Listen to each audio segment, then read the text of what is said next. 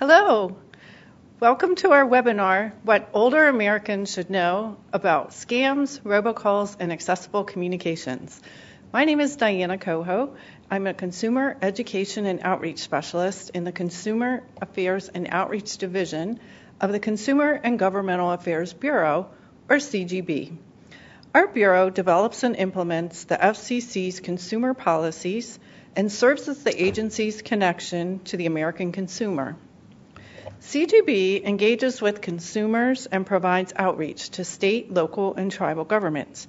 Our staff here in CGB review consumer complaints, help consumers engage with service providers to seek solutions to billing concerns, and work on public policy and legal matters related to the Telephone Consumer Protection Act, disability rights, and more.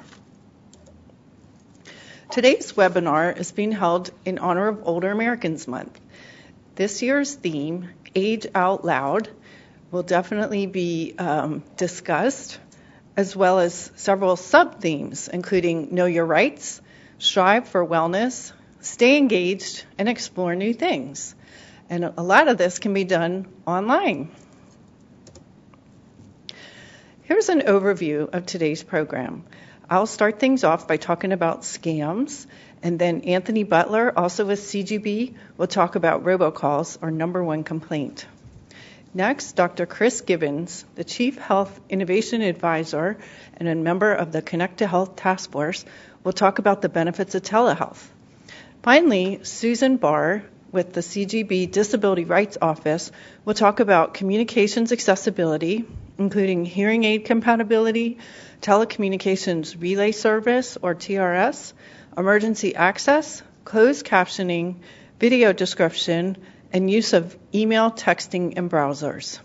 During the program today, you can email your questions to livequestions@fcc.gov or using the hashtag FCCLive via Twitter.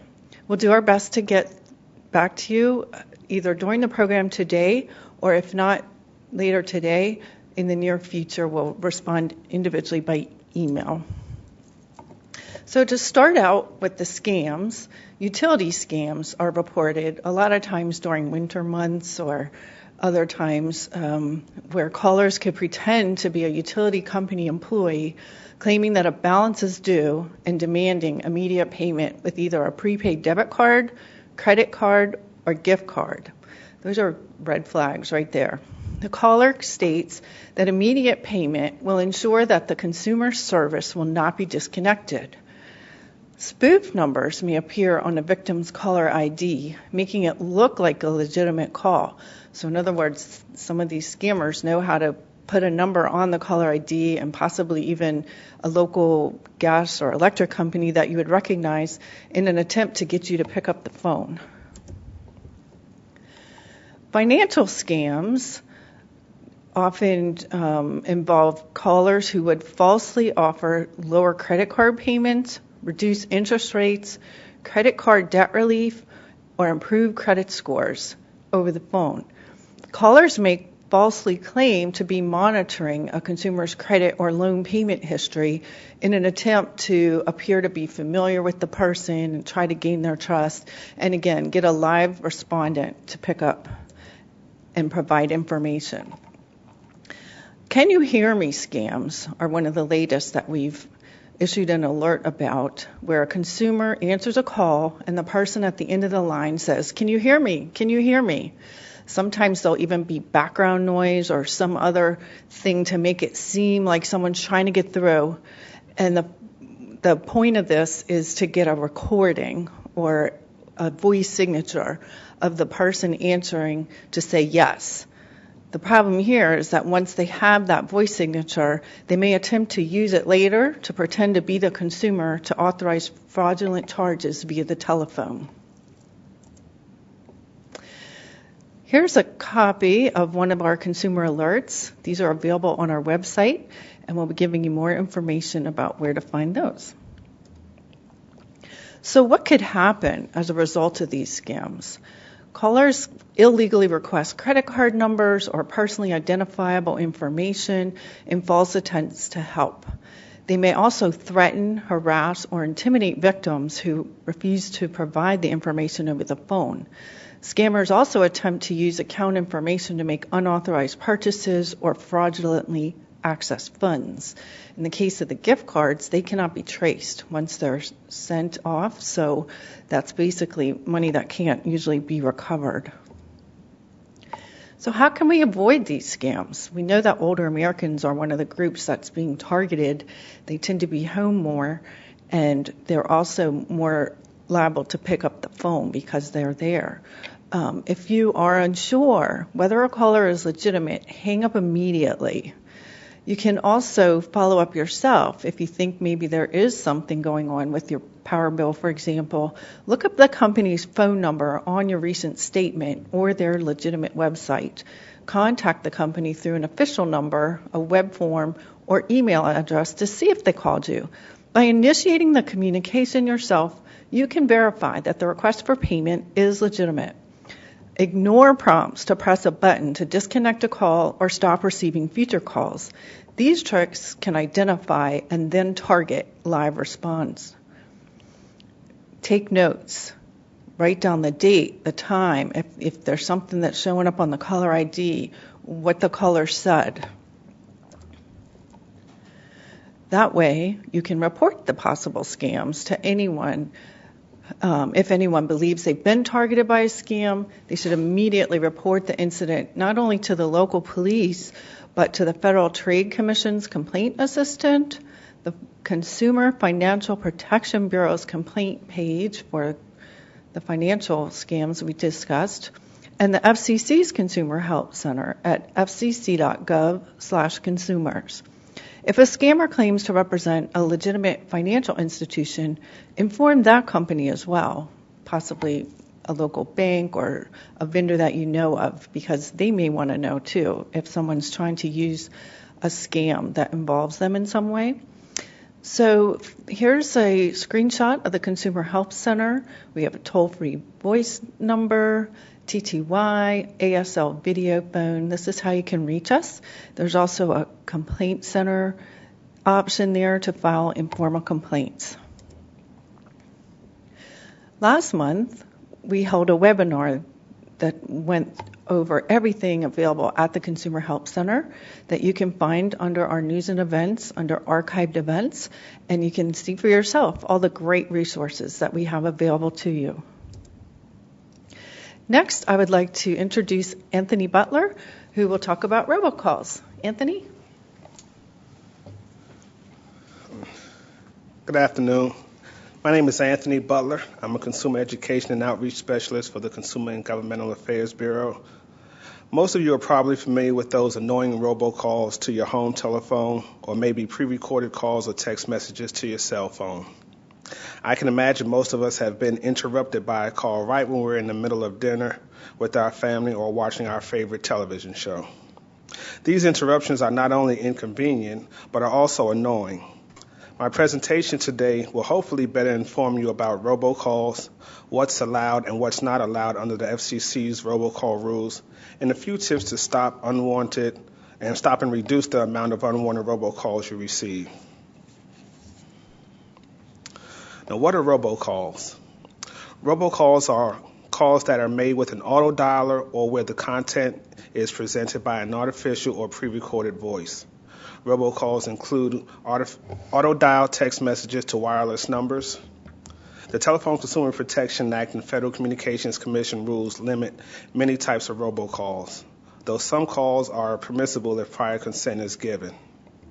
Rules differ depending on whether the call goes to a landline or to a wireless phone. Restrictions on landline and wireless robocalls.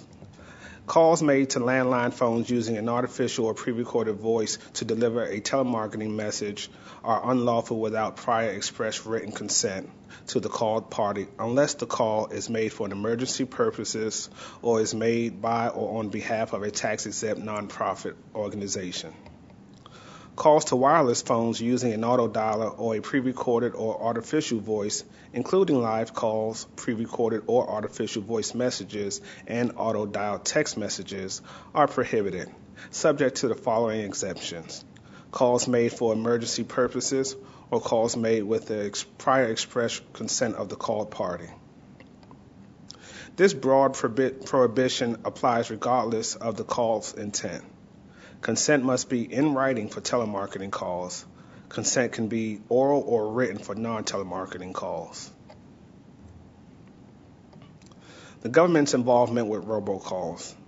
The FCC works with both federal and state government agencies when it comes to robocalls.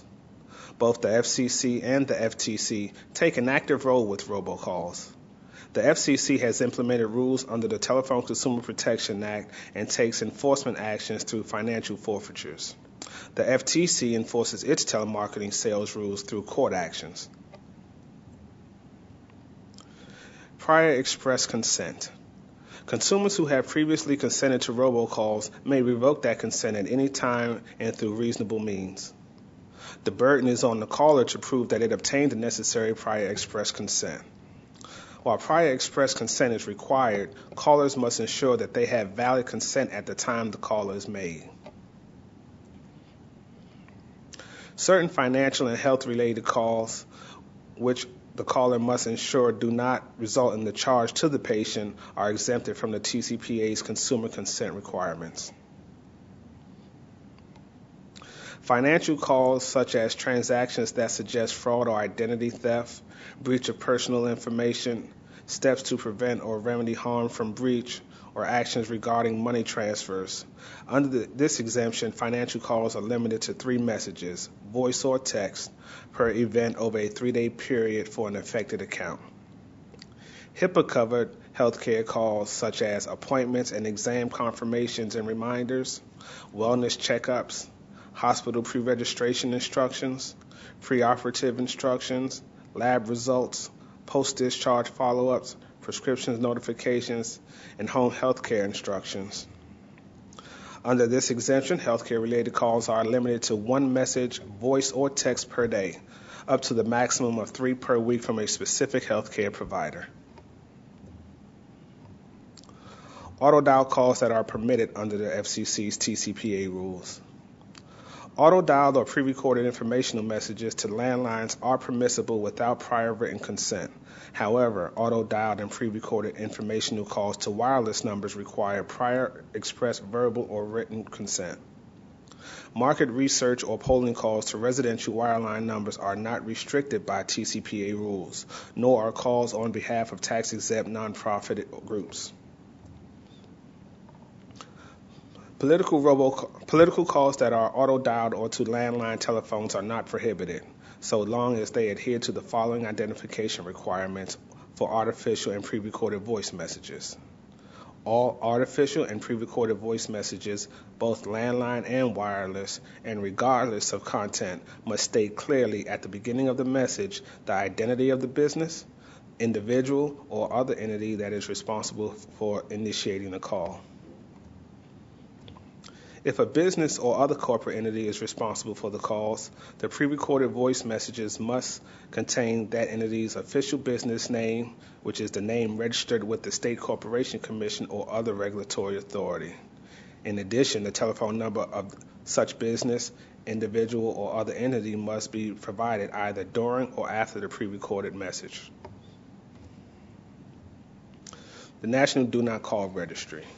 Pursuant to its authority under the Telephone Consumer Protection Act, the FCC established, together with the Federal Trade Commission, a National Do Not Call Registry. The registry is nationwide in scope, applies to all telemarketers with the exception of certain nonprofit organizations, and covers both interstate and intrastate telemarketing calls. Commercial telemarketers are not allowed to call you if your number is on the registry. You can register your phone numbers for free, and they will remain on the list until you remove them or discontinue service. There is no need to re-register your number. So how can you stop or reduce the number of robocalls you receive? One way is by adding your number to the National Do Not Call Registry. You can add your number to the National Do Not Call Registry by dialing 1-888-382-1222 and following the prompts. Another way is to opt out of receiving additional telemarketing robocalls immediately during a pre-recorded telemarketing call through an automated system, or by asking the live representatives not to call. You can contact your landline or wireless service provider to see what call blocking options they have available. And last, do not answer the phone if the call ID shows a call from an unfamiliar number and you're not expecting such a call. Answering a robocall can confirm for the caller that your number is worth calling, and your number may then be sold to other robocallers. For more information on robocalls and other related FCC topics, you can contact our Consumer Help Center at www.fcc.gov/consumers, or you can call 1-888-CALL-FCC, which is our toll-free voice number. We have a toll-free TTY number, which is 1-888-TEL-FCC, and we have an ASL video phone number, which is 1-844-4FCC-ASL. And this concludes my presentation. Thank you. Thank you, Anthony. Next, we have Dr. Chris Gibbons to talk about the benefits of telehealth. Thank you. Thank you. Good afternoon, and thank you for tuning in. Have you ever thought that the world is moving really fast around you? It seems like things are changing every single day. There are more computers and technology everywhere. And although your children or your grandchildren may love it, many seniors that we talk to are really unsure. What does it all mean? How will it impact seniors? It can just be overwhelming. Today, I want to take just a few minutes to hopefully make things just a little less complicated, lower your anxiety, and hopefully get seniors interested in the possibilities that health technology has to offer. There are already many areas in society and in life where technology is being used right now. For example, our phones. They're not just things that stay on the wall anymore. We carry them around with us.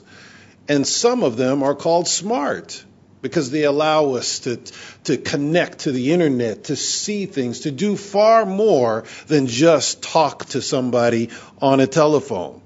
But it's not just phones. Our televisions. We've come a long way since those boxes with the snow and the rabbit ear antennas on top. Now even our televisions are connected to the internet and allow us to interact and communicate with other people on them. Perhaps when you were small, you remember, like me, the games we played. We played things like jacks, and we used balls and toys. Today, the kids are putting on headsets on their heads that make them see unreal worlds and games that actually detect your actions and allow you to be in the game. Or how about even your grocery store? No longer do you only have someone to take your groceries and punch in the numbers, but now there are scanners that automatically scan your grocery. All of these things are due in one form or another to technology. But what about healthcare? Have you noticed anything new in your healthcare? Have you noticed where technology is coming into your health or healthcare system? Think a minute about your doctor's offices. It used to be that every doctor, when you talked to them, they wrote down what they thought was important in a medical chart. Today, almost every doctor uses some form of electronic equipment, a tablet, a computer, sometimes a phone, putting things into an electronic medical record. Or you might have noticed that when you needed to take a temperature before, you used to put something under your tongue. Now they simply swipe your forehead, and in an instant, you have your temperature. Or when you go to the hospital and you want to get into a certain part of the hospital, they give you a special ID that when you come to the door, it must be scanned before and verify your identification before it lets you in. There are barcodes on your wristbands when you're in the hospital, or even on your medication bottles to help identify them. How many of you have even had a pharmacy call you before you called them to see if you needed your prescriptions refilled? All of these things are due to technology. Have you ever heard of telehealth? or telemedicine. These are two more terms that sound complicated, but both involve technology, and they're really designed to make it easier for you to connect with your doctor and with anything else you need, whether it's another person, whether it's information, or anything else you might need to support your health. How many of you like to go to the doctor? Maybe some. How many of you like to go in the rain or in the snow or when it's very hot outside or very cold? Have you ever had trouble remembering everything you wanted to tell the doctor? Or have you had trouble remembering everything the doctor told you after a visit? What if, instead of going to the doctor or the nurse came to you, wherever you were? What if you could see or talk to your doctor or nurse without ever leaving home or ever getting wet or being cold again? What if there was a way to help you never to forget taking your medications again? A way that you never had to be alone again. You could always talk to somebody about your health or anything else. You could see your friends or your grandchildren anytime you wanted to. What if your favorite foods were automatically delivered to your home to help you stay healthy whenever you needed them without you doing a single thing? Or how about what if even your home, yes, I said your home, knew when you were getting sick and could help you get better even before you realized it? This is what telemedicine and telehealth are all about. Putting you in control, giving you the support you need to reach your health goals and to stay as healthy as you possibly can. But I can hear some of you say, that's nice, but I live way out in the country. It's a beautiful place, rolling hills, but we don't have a big hospital around here.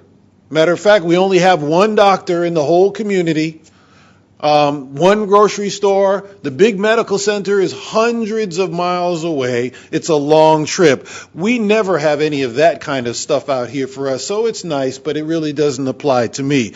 Well, one of the things I want to tell you is that telehealth and telemedicine are perfect for seniors who live in rural areas. And one of the reasons it's expanding is to help us overcome the problems associated with time and distance. But I can hear others say, I can't see very well. My eyesight is going down, so it'll be hard for me to read all of that stuff on the screen. Those screens get kind of small sometimes. Well, one thing I wanted to tell you today is that in the future, the technology will talk with you. You won't have to read anything at all. You'll talk to it. It will talk back to you and do whatever needs to be done. I can still hear a few more of you saying, well, English, I'm not really good at it. It's really my second language. And so I have a hard time, talking to doctors and nurses and even just everyday people in English. I got good news for you. In the future, technology will enable us to communicate with other people in the language of your preference. And they will hear it in the language of their preference at any time, any day. Sound exciting? We think so. Sound impossible? It's very possible, let me assure you. The FCC is excited about what health technology can do and wants to ensure that everyone can benefit from what health technology has to offer. And the FCC is working hard to find the most cost-effective ways to bring health technology to any senior who wants it, who needs it, wherever they live. Thanks for listening. We hope you're excited as we are about how health technology can help seniors stay connected and stay healthy. Thank you. Thank you. Next, we have Susan Barr with the CGB's Disability Rights Office to talk about accessible communications, including hearing aid compatibility, relay services, emergency access, closed captioning, and a few more. Susan? Thank you, Diana. Hi, I'm Susan Barr. I'm an attorney with the Disability Rights Office, and I'm going to talk about FCC regulations and how they help make communications accessible to people with hearing, vision, or cognitive loss. The topics I'm going to talk about today are hearing aid compatibility, or HAC, telecommunications relay service, or TRS, emergency access, closed captioning, video description, the use of email, texting, and browsers, and finally, how to contact my office if you've got questions. Hearing aid compatibility.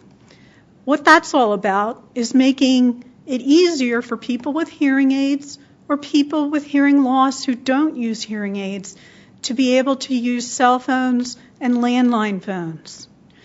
First, about cell phones.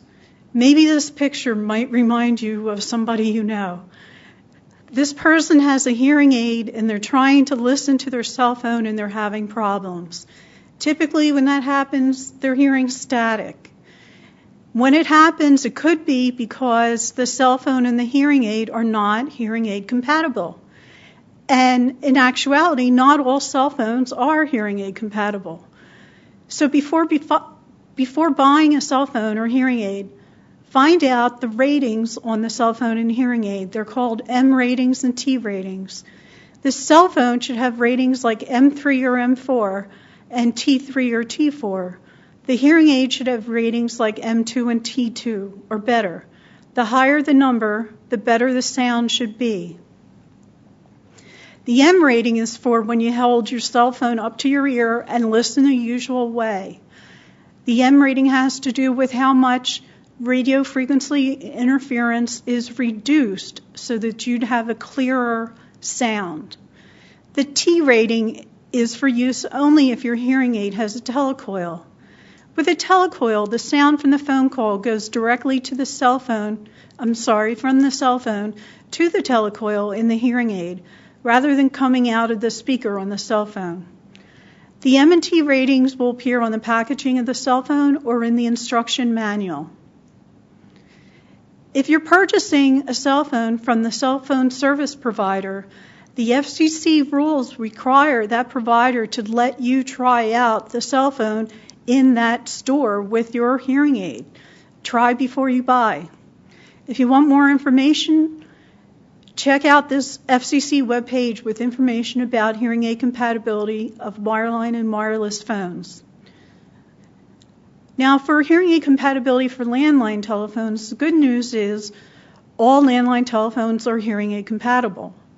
They work when you hold the handset up to your ear or to the telecoil in a hearing aid if there is one. There's no M&T ratings to worry about, and they do have volume control.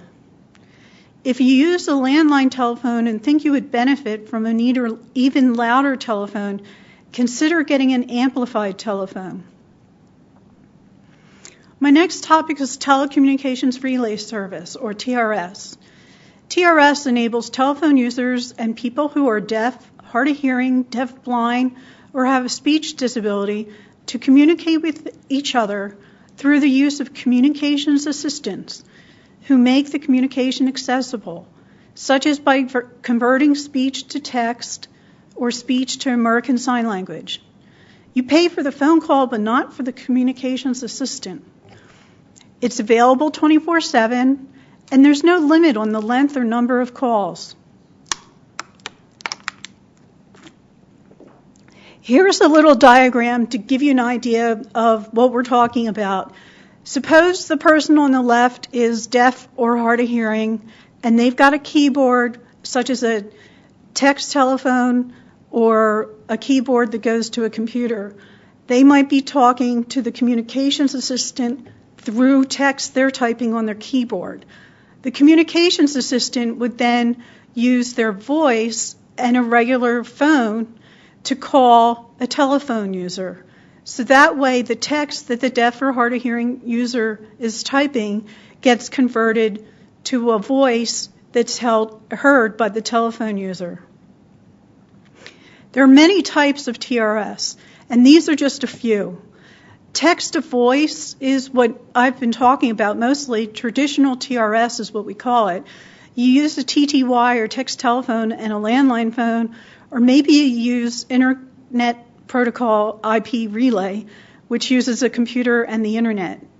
This also could be useful to a deafblind person who has a braille display. Video relay service is another type of TRS. It's for sign language users using the internet, and also this might be useful for a deafblind person who has sufficient sight to still use sign language. Speech-to-speech is for people with speech disabilities. And finally, caption telephone service, or CTS, and IPCTS, which is caption telephone service on the internet, is for people who communicate using their voices but have difficulty hearing on the telephone, even when using other available assistive technologies. To get started using any of these TRS services, you might want to contact your state equipment distribution program or your state relay service program, and here are websites you can go to look for that information. If you're considering CTS or IPCTS, which is the caption telephone service, ask your audiologist or state equipment distribution program whether another assistive technology may better serve your needs. And if you want more information about TRS, here's our website address. My next topic is emergency access and contacting 911. Always contact 911 by a voice call if you can do that. If you're deaf, hard of hearing, or have a speech disability, you might be able to use something called text to 911. That's when you would use the text service on your cell phone to contact the emergency call center. Only about 700 out of 5,800 emergency call centers across the U.S. have deployed text to 911. If you're wondering whether it's available in your area, just use this link we give here. If you attempt to send a text to 911 without knowing whether the service is available in your area and it's not available in your area, you should get back what's called a bounce back message that's going to advise you to contact emergency services by another means, such as making a voice call or using TRS. Again, if text to 911 is not available, use whatever communications means you use now. For example, voice, TTY, or a telecommunications relay service. To make emergency information more accessible to and usable by television viewers with cognitive disabilities, the FCC encourages video programming providers and distributors to provide content in plain and understandable English, include easy-to-understand instructions like directing people to shelter in place or take cover immediately. And the video programming providers and distributors should provide content through multiple means, such as by providing oral descriptions of maps, charts, and other pictorial information. They should also avoid scrolling information unrelated to the emergency during the broadcast of emergency information. Again, if you've got questions about emergency access for people who are deaf, blind, hard of hearing, or have cognitive disabilities, you can check out one of these two websites. The FCC also has rules concerning closed captioning. There's two facets to the rules that I'm going to talk about. One has to do with the number of programs that must have closed captioning, and the other one has to do with quality standards. The number of programs that must have closed captioning, well, it's easy for new programming. 100% of all new programming must be captioned. Only 75% of some older programming needs to be captioned. Programs shown on the internet after they were shown on TV with captions must also be captioned. But some programs or channels are exempt from these requirements, For example, a television program showing a local high school parade may be exempt under certain circumstances. The second part of closed captioning regulations I was going to talk about was the quality standards. Under the FCC's regulations, captions must be accurate, reflect the dialogue and sounds, and identify speakers. They must be synchronous, correspond accurately with the dialogue and sounds, and at a speed that can be read by the viewers. They must be complete. They must run from the beginning to the end of the program, and they must be correctly placed. They can't cover up other important on-screen information like character faces, text, graphics, or other information essential to the understanding of a program's content. If you have any complaints about closed captioning on TV, you can contact the video programming distributor. That's your cable company, your satellite provider, or an over-the-air broadcast station. If you want to obtain information about how to contact your video programming distributor, VPD, look at the VPD registry link at this FCC website. If possible, it's good to contact the VPD while the program is still on the air. If you want to file a complaint with the FCC, go to fcc.gov/complaints and select Access for People with Disabilities, then close captioning. Video description is something you might have seen this D icon in television listings in a newspaper, for example, next to, and you'd see the D icon next to a particular program. That would be telling you that that program has video description. Video description is narratives provided during natural pauses in a television program. It helps people who are blind or visually impaired understand the program content. It's provided through the secondary audio channel. The requirements for video description are that there should be at least 4 hours of prime time or children's programming per week that has video description, and that applies to 4 national broadcast networks in cities with the largest populations and the top 5 cable channels, which currently are USA, Disney, TNT, TBS, and History. More information about video description is given at these 2 FCC websites. My next topic is about the use of email, texting, and browsers. In general, electronic messaging services such as email and text messaging and equipment used for these services, such as computers and smartphones, must be accessible to and usable by individuals with disabilities, such as those who are blind or visually impaired, unless doing so is not achievable with reasonable difficulty or expense. Internet browsers built into mobile phones also must be accessible to and usable by individuals who are blind or visually impaired, unless doing so is not achievable. If it's not achievable, these products and services must be compatible with other devices or specialized equipment, such as refreshable braille displays, visual signaling devices, and magnifiers, commonly used by individuals with disabilities, unless such compatibility is not achievable. If you have any questions, contact the FCC Disability Rights Office. And here's my final slide. How to contact the FCC Disability Rights Office. You can contact us using email, voice, TTY, or American Sign Language video phone.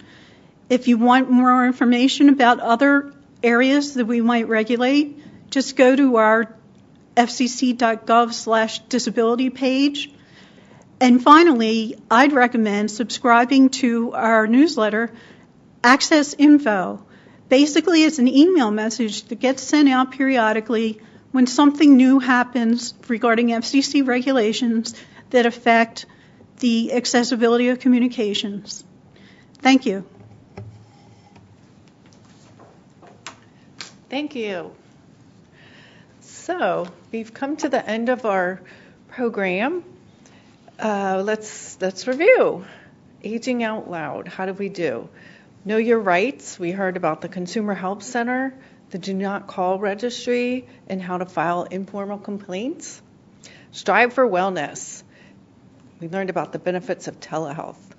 Stay engaged online with friends, family, schools, libraries, and explore new things through lifelong learning, research new hobbies. It's all right there at your fingertips. So thank you so much for joining us today. In closing, I would like to say thank you to all of our speakers, our tech crew, and everyone who made this event possible today. We urge you to access the info from our Consumer Help Center, and please help us to track and find those bad actors so that we can, do something about it. The Complaint Center provides nationwide data that we use in formulating our policies and regulations. So, okay, not sure where this cover slide went. The webinar will be archived and posted online.